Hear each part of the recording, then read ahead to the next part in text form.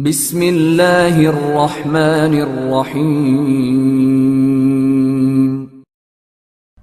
حضرت عمر فاروق رضی اللہ تعالیٰ عنہ نے جس توقع پر مرتدین کے غلاموں اور لونڈیوں کو آزاد کیا تھا وہ توقع پوری ہونے لگی تھی۔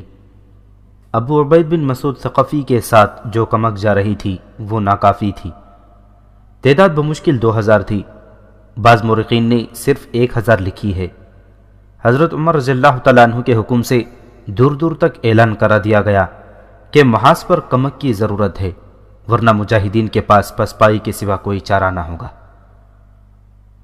یہ اعلان ان علاقوں میں پہنچا جنہیں مرتدین کے علاقے کہا جاتا تھا، تو وہاں سے رضاکار جوق در جوق تیار ہو گئے۔ ان میں ناصرہ بنت جبار کا ایک بیٹا بھی تھا۔ پہلے بیان ہو چکا ہے کہ ابو عبید 2000 کا لشکر لے کر محاذ کو روانہ ہو گئے۔ یہاں ان کی روانگی کو ذرا تفصیل سے بیان کرنا ضروری معلوم ہوتا ہے۔ تقریباً 2000 رضاکاروں کو مدینہ میں اکٹھا ہوتے ہوئے 1 مہینہ لگ گیا تھا۔ روانگی کے روز ابو عبید حضرت عمر رضی اللہ تعالیٰ عنہ کو خدا حافظ کہنے لگے۔ عمر رضی اللہ تعالیٰ عنہ مسجد میں بیٹھے ہوئے تھے۔ اس وقت عمر کو عام زبان میں تو خلیفہ کہا جاتا تھا، لیکن ان کا یہ رتبہ یوں بولا جاتا تھا: خلیفۃ الرسول اللہ، یعنی رسول اللہ صلی اللہ علیہ وسلم کے خلیفہ کے خلیفہ۔ حضرت ابو بکر صدیق رضی اللہ تعالیٰ عنہ خلیفۃ الرسول اللہ تھے۔ ابو عبید رضی اللہ تعالیٰ عنہ حضرت عمر رضی اللہ تعالیٰ عنہ سے ملنے کے لیے آئے تو ایک آدمی نے عمر سے یوں کہا: السلام علیکم یا امیر المؤمنین۔ ابو عبید جانے کی اجازت لینے آیا ہے۔ محمد حسین ہیکل نے کتاب عمر فاروق اعظم میں لکھا ہے کہ حضرت عمر کے ہونٹوں پر مسکراہٹ آ گئی۔ واللہ، عمر نے کہا، خلیفۃ الرسول اللہ مجھے عیب سا لگتا ہے۔ امیر المؤمنین کتنا اچھا خطاب ہے۔ اس وقت سے خلیفہ کو امیر المؤمنین کہا جانے لگا۔ 2 روایتیں اور بھی ہیں جن میں ابن عساکر نے اپنی کتاب تاریخ دمشق میں لکھی ہے۔ ایک یہ کہ حضرت عمر کو سب سے پہلے امیر المؤمنین کہنے والے مغیرہ بن شعبہ رضی اللہ تعالیٰ عنہ تھے۔ دوسری روایت یہ ہے کہ سب سے پہلے عمر کو امیر المؤمنین کہنے والے عمرو بن عاص رضی اللہ تعالیٰ عنہ تھے۔ واقعہ یوں بیان کیا گیا ہے کہ حضرت عمر رضی اللہ تعالیٰ عنہ نے عراق کے امیر کو لکھا تھا کہ 2 ایسے ذہین اور معزز آدمیوں کو میرے پاس بھیجو جو مجھے عراق کے داخلے اور خارجہ امور کے متعلق ہر سوال کا جواب دے سکیں۔ امیر عراق نے عدی بن حاتم طائی اور لبید بن ربیعہ کو بھیجا۔ یہ دونوں مدینہ میں آئے اور اپنا سامان مسجد میں رکھا۔ عمرو بن عاص رضی اللہ تعالیٰ عنہ مسجد میں موجود تھے۔ ان زعماء نے عمرو بن عاص رضی اللہ تعالیٰ عنہ سے کہا: امیر المؤمنین سے ملاقات کی اجازت دیں۔ خدا کی قسم، تم دونوں نے ٹھیک کہا ہے، عمرو بن عاص رضی اللہ تعالیٰ عنہ نے کہا۔ عمر امیر ہیں اور ہم مؤمنین۔ عمرو بن عاص رضی اللہ تعالیٰ عنہ نے حضرت عمر سے اسی طرح خطاب کیا: امیر المؤمنین۔ عمر مسکرائے اور یہ خطاب پسند کیا۔ بہرحال حضرت عمر نے اپنی دور خلافت کے اوائل میں ہی امیر المؤمنین کہلانا پسند کر لیا تھا۔ اس کے بعد ہر خلیفہ امیر المؤمنین کہلایا۔ بات ہو رہی تھی ابو عبید کی روانگی کی۔ ابو عبید مدینہ سے نکلے تو ان کے ساتھ تقریباً 2000 مجاہدین تھے، اور جب وہ مرتدین کے علاقوں میں داخل ہوئے تو جو اثر نو مسلمان ہو چکے تھے ان کے لشکر کی تعداد 4000 ہو گئی، اور جب ان علاقوں سے نکلے تو یہ تعداد 10,000 ہو گئی۔ اس لشکر میں اکثریت ان مسلمانوں کی تھی جنہیں مسلمہ کذاب طلیحہ اور سجاح جیسے جھوٹے نبیوں نے اسلام سے منحرف کر دیا تھا۔ آخر ان کی آنکھیں کھل گئیں اور وہ اسلام کے دائرے میں واپس آ گئے اور ایک جنگی قوت بن گئے۔ یہ حضرت عمر کے اس جرأت مندانہ فیصلے کا حاصل تھا کہ جنگی ارتداد میں جنہیں غلام اور لونڈیاں بنایا گیا تھا انہیں آزاد کر دیا جائے۔ حضرت عمر رضی اللہ تعالیٰ عنہ اپنا یہ عہد پورا کرنے کو بیتاب تھے کہ فارس یعنی ایران کو فتح کرنا اور زرتشت کے پجاریوں کے اس ملک میں اللہ کی حکمرانی قائم کرنی ہے۔ پہلے بیان ہو چکا ہے کہ رسول اکرم صلی اللہ علیہ وسلم نے مختلف ملکوں کے بادشاہوں کو قبول اسلام کے لیے تحریری پیغام بھیجے تھے۔ ان میں ایک پیغام قیصر روم کو بھیجا گیا تھا جو ایک صحابی دحیہ کلبی رضی اللہ تعالیٰ عنہ لے کر گئے تھے۔ قیصر روم نے اس پیغام کو ٹھکرا دیا تھا۔ اس وقت قیصر شام میں تھا۔ دحیہ کلبی رضی اللہ تعالیٰ عنہ اپنے مختصر سے قافلے کے ساتھ واپس آ رہے تھے تو چند ایک شامی عربوں نے ان پر حملہ کر دیا اور ان کا تمام تر سامان، خوراک اور پانی لوٹ لیا۔ ان کے اونٹ بھی لے گئے۔ رسول اللہ صلی اللہ علیہ وسلم نے بصرہ کے حکمران کو جو پیغام بھیجا وہ حارث بن عمیر لے کر گئے تھے، لیکن انہیں ایک عیسائی عرب عمرو بن شرجیل نے موتا کے مقام پر روک کر قتل کر دیا۔ حارث بن عمیر کے ساتھ 3 محافظ تھے۔ عمرو بن شرجیل نے انہیں واپس بھیج دیا۔ رسول اللہ صلی اللہ علیہ وسلم نے 3000 مجاہدین کے لشکر کو موتا کی طرف روانہ کیا۔ آپ صلی اللہ علیہ وسلم نے لشکر کے سپہ سالار زید بن حارثہ رضی اللہ تعالیٰ عنہ کو حکم دیا کہ سب سے پہلے ہمارے ایلچی حارث بن عمیر کے قاتل عمرو بن شرجیل کو قتل کیا جائے، پھر موتا اور گرد و نواح کے لوگوں کو بتایا جائے کہ اسلام قبول کر لیں، انہیں یہ بھی بتایا جائے کہ اسلام کیا ہے۔ اس طرح موتا کے مقام پر بڑی خونریز لڑائی ہوئی اور 3000 مجاہدین نے 1 لاکھ کے لشکر کو شکست دے کر حارث بن عمیر کے قتل کا انتقام لے لیا۔ جب رسول اللہ صلی اللہ علیہ وسلم کا پیغام فارس پہنچا، اس وقت فارس کا بادشاہ کسریٰ پرویز تھا۔ پرویز کا غرور اور تکبر مشہور تھا۔ اس وقت فارس بہت بڑی جنگی طاقت تھی اور فارس کی سلطنت عرب کے علاقوں تک پھیلی ہوئی تھی۔ پورا عراق فارس کی سلطنت میں شامل تھا۔ کسریٰ پرویز کے متعلق تقریباً تمام مورخوں نے لکھا ہے کہ عرب کے جو علاقے سلطنت فارس میں شامل نہیں تھے، پرویز انہیں بھی اپنی علمداری میں سمجھتا تھا۔ اس وقت کسریٰ پرویز اپنے دربار میں تخت طاؤس پر بیٹھا تھا جب اسے اطلاع ملی کہ مدینہ سے محمد صلی اللہ علیہ وسلم کا ایلچی آیا ہے۔ کیا چاہتا ہے؟ پرویز نے پوچھا۔ شرف باریابی کسرائے اعظم، دربان نے جواب دیا، شاید کوئی پیغام لایا ہے۔ محمد خود کیوں نہیں آیا صلی اللہ علیہ وسلم؟ کسریٰ پرویز نے رونت آمیز لہجے میں کہا۔ اپنے آپ کو کسی ملک کا بادشاہ سمجھتا ہے کہ خود نہیں آیا۔ وہ اس خوش فہمی میں مبتلا معلوم ہوتا ہے کہ ہم نے اسے اللہ کا رسول مان لیا ہے۔ اسے معلوم نہیں کہ مدینہ ہمارے قدموں میں پڑا ہے۔ بلاؤ اس ایلچی کو۔ تاریخ میں اس ایلچی کا نام نہیں ملتا، بہرحال وہ صحابہ اکرام میں سے تھے۔ وہ کسریٰ کے دربار میں داخل ہوئے۔ درباری شان و شوکت سے وہ ذرا سا بھی مروب نہ ہوئے۔ سلامتی ہو تجھ پر اے شہنشاہ فارس، ایلچی نے کہا، اور رحمت ہو تجھ پر اس اللہ کی جو وحدہ لا شریک لہ ہے اور جس کے سوا کوئی معبود نہیں۔ میں محمد الرسول اللہ صلی اللہ علیہ وسلم کا پیغام لایا ہوں۔ ہم تجھے اس لیے معاف کرتے ہیں کہ کسریٰ کے دربار کے آداب سے تو واقف نہیں۔ کسریٰ پرویز نے کہا، جو سر یہاں آ کر جھکتا نہیں وہ کاٹ دیا جاتا ہے۔ لا پیغام دے، کیا ہے؟ ایک درباری نے آگے بڑھ کر ایلچی سے پیغام لیا اور کسریٰ پرویز کے ہاتھ میں دے دیا۔ کسریٰ نے پیغام پڑھا اور اس کے ہونٹوں پر طنزیہ مسکراہٹ آ گئی۔ سب سن لو، کسریٰ پرویز نے درباریوں سے مخاطب ہو کر کہا، عرب کے اس بدو نے ہمیں لکھا ہے کہ اسلام قبول کر لو، پھر اس نے لکھا ہے اسلام کیا ہے؟ درباریوں نے اپنے شہنشاہ کی خوشنودی کے لیے قہقہہ لگایا۔ کسریٰ پرویز نے اس پیغام کو پھاڑنا شروع کر دیا اور اس کے چھوٹے چھوٹے ٹکڑے کر دیے۔ ان ٹکڑوں کو اس نے اپنی ہتھیلی پر رکھا اور ہتھیلی کو اپنے منہ کے قریب کر کے زور سے پھونک ماری۔ پیغام کے پرزے ہوا میں اڑے اور بکھر کر دربار کے فرش پر گرے۔ تو جا سکتا ہے، پرویز نے رسول اللہ صلی اللہ علیہ وسلم کے ایلچی سے کہا، ہم نے پیغام کا جواب دے دیا ہے۔ اگر کسریٰ سوچ کر جواب دیتا تو اس میں اسی کی بھلائی تھی۔ ایلچی نے کہا، اللہ تیرا نگہبان ہو۔ ایلچی وہاں سے نکل آیا۔ ایک تیز رفتار قاصد کو فوراً بلاؤ، کسریٰ پرویز نے کہا۔ اس کے آنے تک پیغام لکھوایا۔ علامہ شبلی نعمانی اپنی تصنیف الفاروق میں لکھتے ہیں کہ کاتب فوراً آگے آیا اور لکھنے بیٹھ گیا۔ یہ پیغام یمن کے حاکم بازان کو لکھا گیا تھا۔ یمن فارس کی علمداری میں تھا۔ کسریٰ نے بازان کو لکھا، محمد صلی اللہ علیہ وسلم ہمارا غلام ہے، اس نے ہماری توہین کی ہے، ہمیں اسلام قبول کرنے کو کہا ہے، اسے فوراً گرفتار کر کے ہمارے دربار میں پیش کرو۔ یہ پیغام کئی دنوں کی مسافت طے کر کے حاکم یمن بازان تک پہنچا۔ اس نے پڑھا اور گہری سوچ میں گم ہو گیا۔ اس کے پاس اس کا ایک جرنیل بیٹھا ہوا تھا۔ اس نے بازان کے ہاتھ سے پیغام لے کر پڑھا۔ کسریٰ کو یہ حکم دینا چاہیے تھا کہ مدینے پر حملہ کرو۔ جرنیل نے کہا، محمد کو ہم کیسے گرفتار کر سکتے ہیں؟ ادھر مدینہ میں ایلچی رسول اللہ صلی اللہ علیہ وسلم کو بتا رہا تھا کہ کسریٰ پرویز نے پیغام کے ساتھ کیا سلوک کیا ہے۔ اس کی سلطنت اسی طرح ٹکڑے ٹکڑے ہو کر بکھر جائے گی۔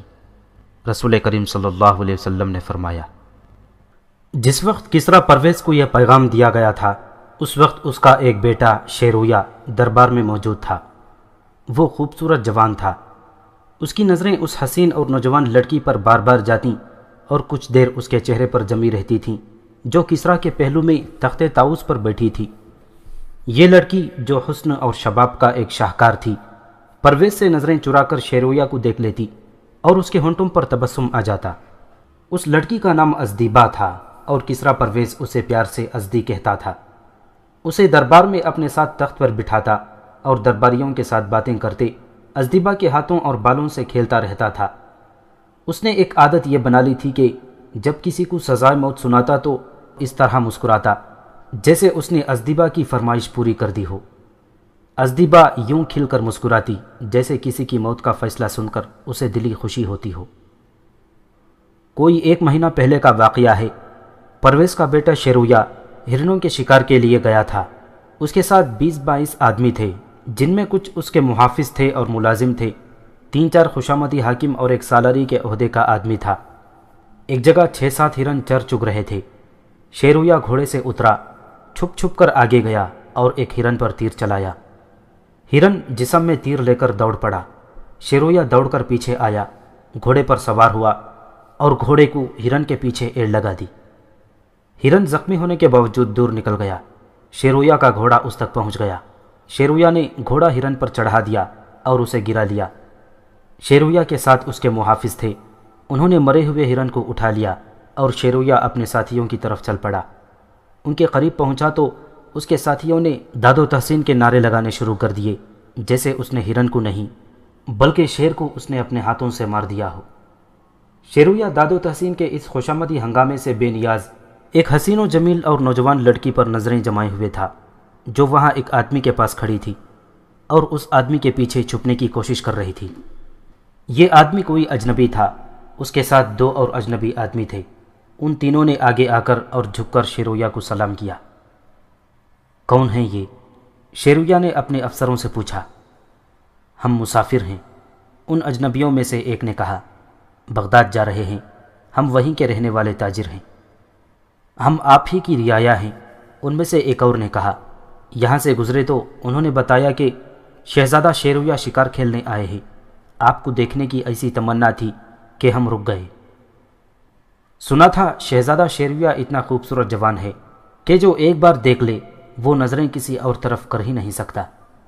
تیسرے اجنبی نے کہا، اور ہم نے لوگوں کو یہ کہتے بھی سنا ہے کہ سلطنت فارس کا شہزادہ شیرویہ کو ہی ہونا چاہیے۔ اور یہ لڑکی تم میں سے کس کی بیٹی ہے؟ شیرویہ نے پوچھا۔ تینوں تاجروں نے ایک دوسرے کی طرف دیکھا اور خسر پسر کی۔ شیرویہ کے ساتھ فارس کی فوج کا جو جرنیل آیا ہوا تھا اس نے شیرویہ کو ہلکا سا اشارہ کیا۔ شیرویہ جرنیل کے ساتھ ذرا پرے چلا گیا۔ یہ لڑکی ان میں سے کسی کی بھی بیٹی نہیں، جرنیل نے شیرویہ کو بتایا۔ یہ سوتیلے باپ کی ظلم و ستم سے بھاگی ہوئی لڑکی ہے، ہم ان سے پوچھ چکے ہیں۔ اس لڑکی کا باپ مر گیا تو ماں نے دوسری شادی کر لی تھی۔ لڑکی کو آپ دیکھیں، کیا اتنی خوبصورت لڑکی آپ نے پہلے کبھی دیکھی ہے؟ سوتیلے باپ کی نیت اس لڑکی پر خراب ہو گئی، ماں اسے باپ سے بچاتی رہی۔ اتفاق سے ماں کو ان تاجروں کا پتہ چلا کہ بغداد میں ایک اعلیٰ حاکم ایک بہت ہی خوبصورت اور نوجوان بیوی کی تلاش میں ہے۔ ماں نے ان تاجروں کو جاننے والے 2-3 شرفا کی یقین دہانی اور ضمانت پر لڑکی کچھ رقم کے عوض ان کے حوالے کر دی۔ اب یہ لڑکی کو بغداد لے جا رہے ہیں۔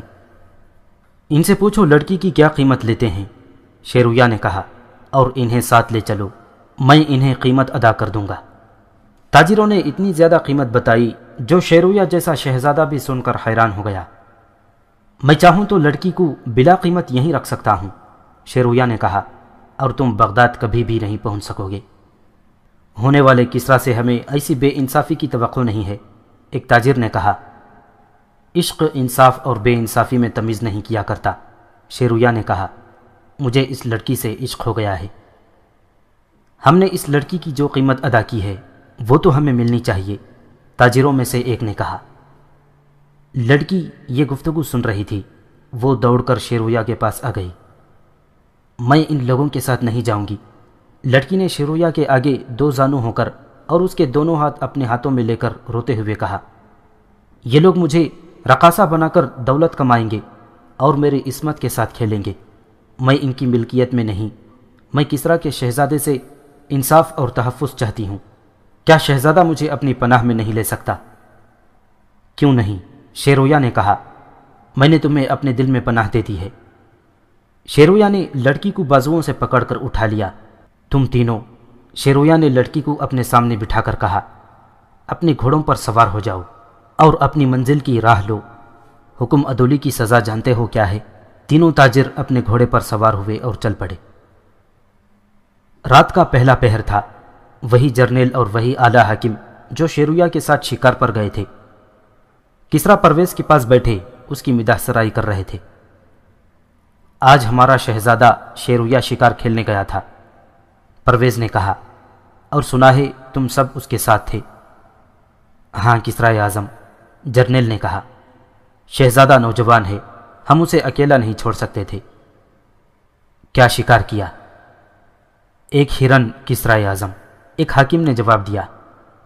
ہم آپ کے ساتھ شہزادے کی شکار کی ہی بات کرنا چاہتے ہیں، جرنیل نے کہا۔ شہزادہ شیرویا ایک نوجوان لڑکی کو اپنے ساتھ لایا ہے۔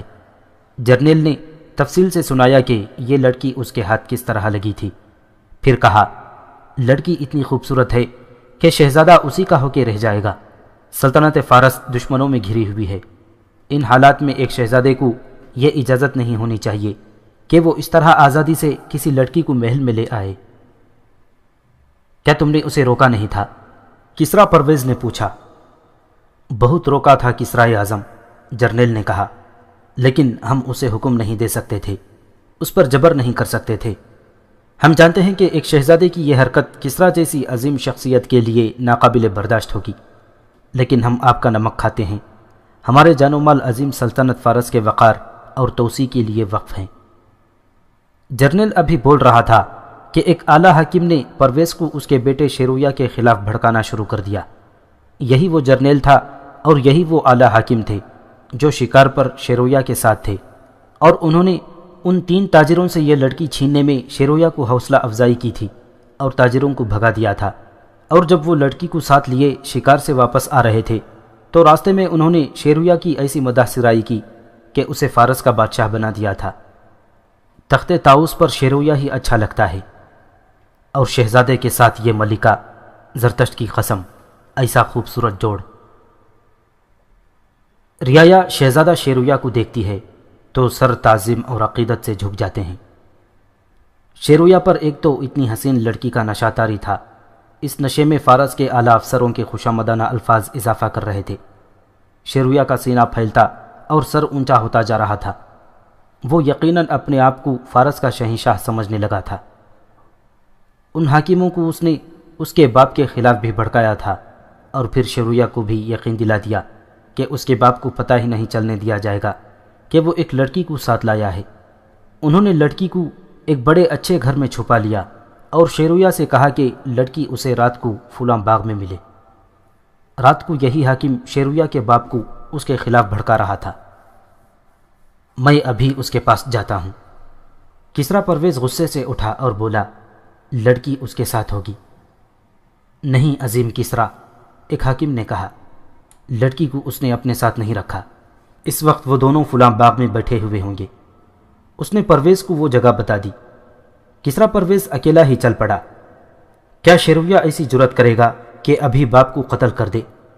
جرنیل نے شہری حاکموں سے کہا، قتل نہ کیا تو باپ بیٹے میں دشمنی تو پیدا ہو جائے گی، ایک حاکم نے کہا، اور ہم اس دشمنی کو پکا کر دیں گے، ایک اور حاکم نے کہا۔ لڑکی کو پکا رہنا چاہیے، جرنیل نے کہا، اس کی ذرا سی کوتاہی راز فاش کر دے گی، یہ نہ بتا دے کہ ہم نے اسے چھپایا تھا۔ میں نے بڑی اچھی طرح سمجھا دیا ہے، ایک بوڑھے حاکم نے کہا، اور ڈرایا بھی بہت ہے۔ اب جو ہوتا ہے دیکھتے ہیں، جرنیل نے کہا۔ معاملہ بگڑ گیا تو بھگت لیں گے۔ کسریٰ پرویز کو زندہ نہیں رہنا چاہیے۔ محل کا وہ باغ جنت نظیر تھا۔ چاندنی اس کے حسن کو دوبالا کر رہی تھی۔ وسط میں ایک چشمہ تھا جس کی شفاف سطح پر چاندنی کے چمکتے ذرے بکھیر رکھے تھے۔ پھولوں کی مہک مردہ جسموں میں نئی روح پھونکتی تھی۔ حسین خواب سے زیادہ حسین باغ میں چشمے کے کنارے دو خوبصورت انسان بیٹھے ہوئے تھے۔ ایک شیرویا تھا اور دوسری وہ لڑکی تھی جسے شیرویا جنگل سے لایا تھا۔ لڑکی نے اپنا نام ازدیبا بتایا تھا۔ وہ ایک دوسرے میں گم ہو گئے تھے۔ شباب اور عشق کا خمار انہیں دنیا و ما فیہا سے بہت دور لے گئے تھے۔ مجھے کب تک چھپائے رکھو گے؟ ازدیبا نے سرگوشی کی۔ چند دن، شیرویا نے کہا، پھر ہماری شادی ہو جائے گی۔ کیا شاہی خاندان میں مجھے قبول کر لیا جائے گا؟ ازدیبا نے شیرویا سے ذرا الگ ہو کر کہا۔ میں رعایا میں سے ہوں، میرا کوئی وارث بھی نہیں ہے۔ ایک آدمی کو تمہارا باپ بنایا جائے گا، شیرویا نے کہا۔ اسے عراق یا شام کے کسی قبیلے کا سردار ظاہر کیا جائے گا۔ شکار پر جو افسر میرے ساتھ تھے وہ ایسا انتظام کریں گے کہ تم اس کے ساتھ محل میں آؤ گی۔ یہ افسر میرے باپ سے کہیں گے کہ شیرویا کی شادی اس لڑکی کے ساتھ ہونی چاہیے۔ وہ میرے باپ کو قائل کریں گے۔ وہ میرے باپ کو بتائیں گے کہ لڑکی کا باپ بہت امیر اور وسیع اثر و رسوخ والا آدمی ہے اور اپنے علاقے میں وہ سلطنت فارس کا ایک مضبوط ستون ہے۔ ان پر ایک سایہ پڑا جسے ان دونوں نے شاید اس لیے نظر انداز کر دیا ہوگا کہ بادل کا ٹکڑا چاند کے آگے آ گیا ہے، لیکن سایہ ان کے اوپر سے گزرا نہیں، ان کے اوپر ہی رکا رہا۔ کسریٰ پرویز کی سلطنت کے ستون بہت مضبوط ہیں شہزادے، سائے میں سے آواز آئی۔ شیرویا اور ازدیبا نے چونک کر پیچھے دیکھا۔ کسریٰ پرویز ان کے سر پر کھڑا تھا۔ اس نے ازدیبا کو بازو سے پکڑ کر اٹھایا۔ شیرویا اپنے باپ اور ازدیبا کے درمیان آ گیا۔ میرے ساتھ بات کریں، شیرویا نے کہا۔ اسے میں لایا ہوں، یہ مجھے نہیں لائی۔ پرویز نے ایک آدھ قدم پیچھے ہٹ کر شیرویا کے منہ پر زور سے تھپڑ مارا۔ کیا تو نے کبھی کسی کو کسریٰ کے راستے میں آتے دیکھا ہے؟ کسریٰ پرویز نے کہا۔ احمق شہزادے، کیا میں اسی عمر میں تجھے اس طرح ایک لڑکی میں گم ہوتے برداشت کر لوں گا؟ تجھے دنیا کا ہی ہوش نہ رہے۔ چلا جا یہاں سے، آج سے تو محل سے باہر نہ نکلے۔ پرویز لڑکی کو ساتھ لے کر چلا اور شیرویا وہیں کھڑا وہ گال ملتا رہ گیا جس پر اس کے باپ کا تھپڑ پڑا تھا۔ کچھ دیر بعد لڑکی کسریٰ پرویز کے سونے کے کمرے میں اس کے ساتھ بے تکلفی سے باتیں کر رہی تھی۔ کیا تم میرے اس بیٹے کو چاہتی ہو؟ پرویز نے پوچھا۔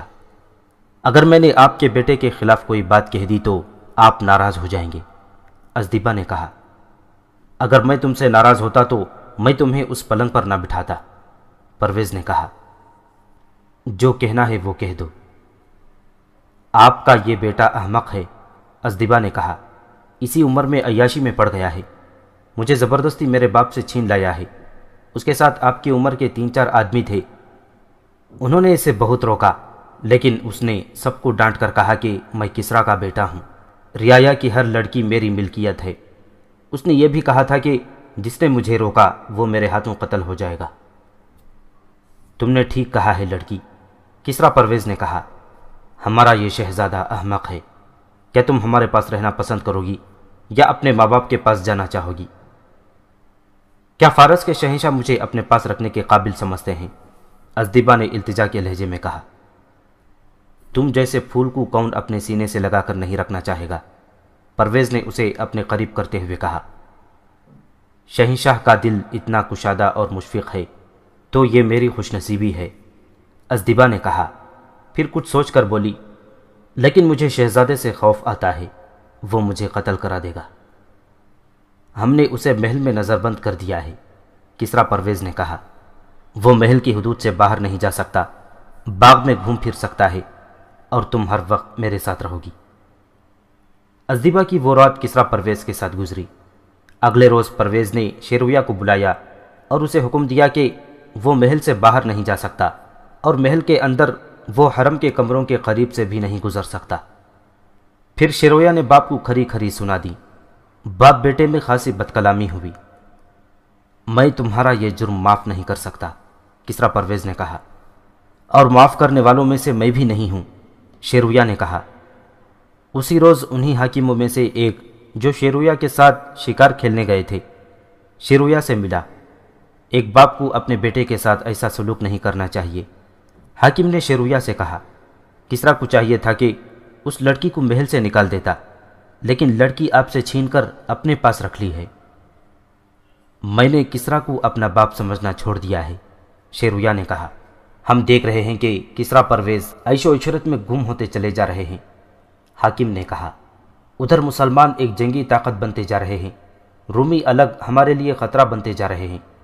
ہم صرف آپ کو دیکھ رہے ہیں، صرف آپ ہیں جو سلطنت فارس کو تباہی سے بچا سکتے ہیں۔ پھر دوسرے حاکم باری باری شیرویا سے ملے اور اس کے ساتھ اس کے باپ کے خلاف باتیں کی۔ جرنیل نے تو اسے بہت ہی زیادہ بھڑکایا۔ سب اسے کہتے تھے کہ اس کا باپ سلطنت کو تباہ کر رہا ہے۔ شیرویا نوجوان تھا، اس لیے ازدیبا جیسی حسین لڑکی کے متعلق اس کے جذبات اس کے قابو سے باہر ہو گئے۔ وہ اب کسریٰ پرویز کو باپ نہیں بلکہ رقیب کہتا تھا۔ کچھ دنوں بعد پرویز کو کہیں باہر جانا تھا۔ وہ چلا گیا تو ایک رات باغ کے ایک گوشے میں شیرویا اور ازدیبا کی ملاقات ہوئی۔ مجھے اپنے بوڑھے اور ظالم باپ سے آزاد کراؤ، ازدیبا روتے ہوئے بار بار شیرویا سے کہتی تھی۔ میں تمہارے ساتھ آئی تھی، میں تمہاری ہوں، اگر تمہارے باپ نے مجھے نہ چھوڑا تو میں کچھ کھا کر مر جاؤں گی۔ تم نہیں مرو گی، شیرویا نے پرعزم لہجے میں کہا۔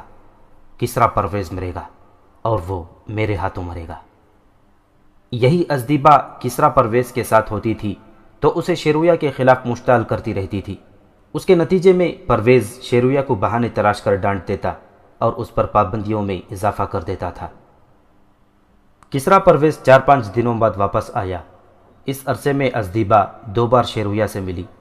اس نے اپنے دلکش جسم اور قیامت خیز شباب کی حرارت سے اور زبان کے جادو سے شہزادے کو باپ کا جانی دشمن بنا دیا۔ اس دوران جرنیل اور 4-5 اعلیٰ افسر شیرویا سے ملتے رہے اور اس کے دماغ پر نقش کر دیا کہ کسریٰ فارس وہی ہے، اس کا باپ سلطنت کو تباہ کر دے گا۔ کسریٰ پرویز واپس آ گیا۔ 1-2 دنوں بعد وہ دربار میں ازدیبا کو ساتھ لیے تخت طاؤس پر بیٹھا تھا۔ شیرویا بھی دربار میں موجود تھا۔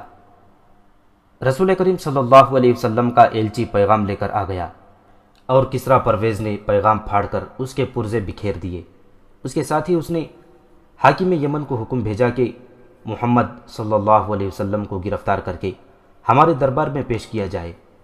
شیرویا یہ دیکھ دیکھ کر آگ بگولا ہو رہا تھا کہ پرویز ازدیبا کے بالوں، گالوں اور ہاتھوں سے کھیل رہا تھا۔ ادھر مسلمانوں کا لشکر عراق میں داخل ہو گیا تھا۔ سلطنت فارس کی فوج کے مقابلے میں مجاہدین کی نفری آدھی بھی نہیں تھی۔ اس کے علاوہ فارس کی فوج نیم زیرہ پوش تھی۔ اس کے باوجود مجاہدین اسلام نے فارسیوں کو ہر میدان میں پسپا کیا اور ان کے ہر قلعے پر اسلام کا پرچم لہرایا، اور فارسی اپنی لاشوں اور زخمیوں کو چھوڑ کر پسپا ہوتے گئے۔ مجاہدین کے سپہ سالار خالد بن ولید رضی اللہ تعالیٰ عنہ اور ان کے دست راست مثنی بن حارثہ تھے۔ مجاہدین اسلام نے دریائے فرات کے کنارے پر بیشتر شہر اور قصبے فتح کر لیے۔ وہ اب مدائن کی طرف بڑھ رہے تھے جو سلطنت فارس کا دارالحکومت تھا۔ مدائن محلات کا شہر تھا۔ یہ فارس کے بادشاہوں کی گدی تھی۔ یہ ایک ہنستا مسکراتا بارونق شہر تھا، لیکن اس شہر کی مسکراہٹیں غائب ہو گئیں اور سارے شہر پر خوف و ہراس طاری ہو گیا۔ مسلمانوں کے راستے میں آنے والے شہروں سے بھاگے ہوئے لوگ مدائن پہنچ رہے تھے۔ ان میں زرتشت کے پجاری اور عیسائی تاجر بھی تھے۔ ان کے پاس مال و دولت تھا جسے مسلمانوں سے بچانے کی خاطر وہ بھاگتے اور پناہیں ڈھونڈتے پھر رہے تھے۔ قلعوں اور میدان جنگ سے بھاگے ہوئے افسر، عہدیدار اور سپاہی بھی مدائن پہنچ رہے تھے۔ شہری بھی خاصی تعداد میں پہنچ گئے تھے۔ انہوں نے مدائن میں مسلمانوں کی دہشت پھیلا دی تھی۔ ایک روز فارس کے امراء اور وزراء اور کئی زعماء اکٹھے ہوئے۔ کیا تم سب سلطنت فارس کی یہ ذلت و رسوائی برداشت کر رہے ہو؟ ان میں سب سے زیادہ معمر امیر نے کہا۔ ذلت و رسوائی نہیں، تباہی کہیں۔ ایک اور امیر بولا، آدھے سے زیادہ عراق پر مسلمانوں کا قبضہ ہو گیا ہے۔ ہماری وہ فوج جس نے روم کے ہرقل کو شکست دی تھی، اب عرب کے پسماندہ بدوؤں کے آگے پسپا ہوتی اور ہتھیار ڈالتی چلی آ رہی ہے۔ زردشت کی لعنت ہو ہم پر کہ ہم مدائن بھی مسلمانوں کے حوالے کر کے چلتے بنے۔ اب آپ بولیں محترم بزرگ۔ میں نے جو کہنا تھا وہ تم سے کہہ دیا ہے، معمر بزرگ نے کہا۔ تم سب جانتے ہو کہ اس تباہی کی وجہ کیا ہے۔ خانہ جنگی، یہ بھی ایک قسم کی خانہ جنگی ہے۔ ایک گروہ ایک آدمی کو تخت پر بٹھاتا ہے تو دوسرا گروہ اسے قتل کر کے اپنے آدمی کو تخت پر بٹھا دیتا ہے۔ یہ تمام بادشاہ قتل ہونے کے ہی قابل تھے۔ اگر ہم یہ خونی کھیل تماشائیوں کی طرح دیکھتے رہے تو سلطنت فارس کا نام و نشان مٹ جائے گا۔ خود ہم لوگ جو یہاں بیٹھے ہیں ایک دوسرے کے حق میں مخلص نہیں، ہم اندر سے ایک دوسرے کے خلاف ہیں۔ ذرا سوچو کہ سلطنت فارس ہی نہ رہی تو کیا مسلمان یا رومی تمہیں یہ حیثیتیں اور رتبے دیں گے جو ہمیں حاصل ہیں؟ ہم غلام ہوں گے، ہماری بیٹیاں لونڈیاں بنا لی جائیں گی، اور تم جانتے ہو اور کیا کچھ ہو جائے گا۔ وہ ہم جانتے ہیں، ایک نے کہا۔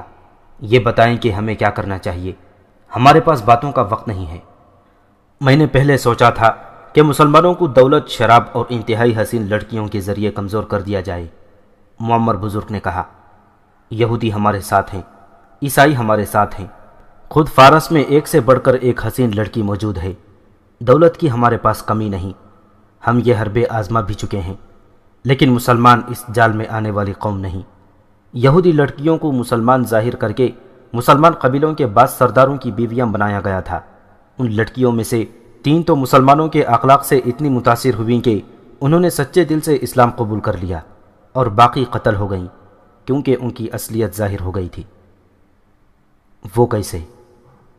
وہ اس طرح کہ انہیں یہ کام دیا گیا تھا کہ مسلمان عورتوں میں فارس کی فوج کی دہشت پھیلائیں، معمر دانشور نے کہا، اور اپنے خاوندوں کو بھی ڈراتی رہیں کہ فارس کی فوج میں ہاتھی ہیں جو دشمن کی فوج کو کچل دیتے ہیں۔ ان لڑکیوں کو بتایا گیا تھا کہ اپنے خاوندوں کے ساتھ ایسی محبت کا اظہار کریں کہ وہ پاگل ہو جائیں، جیسے مسلمان صرف جذبہ جہاد سے پاگل ہوئے جا رہے ہیں۔ اس طرح ان لڑکیوں کی اصلیت کھل گئی اور وہ قتل ہو گئیں۔ باقی رہی دولت، قلعے جو مسلمانوں نے فتح کر لیے ہیں سونے چاندی سے بھرے ہوئے ہیں۔ ان کے سپہ سالاروں نے یہ مال غنیمت اپنے لشکر میں تقسیم کر کے باقی اپنے خلیفہ کو بھیج دیا۔ مجھے توقع تھی کہ یہ سالار اتنا زیادہ مال و دولت دے کر خود مختاری کا اعلان کر دیں گے اور مفتوحہ علاقوں میں اپنی بادشاہی قائم کر لیں گے، لیکن یہ لوگ اپنے خلیفہ اور اپنے مرکز کو دھوکہ نہیں دیتے۔ ان کی فتح کی وجہ بھی یہی ہے، ایک وزیر نے کہا۔ سب سے بڑی وجہ ایک اور ہے، معمر بزرگ نے کہا۔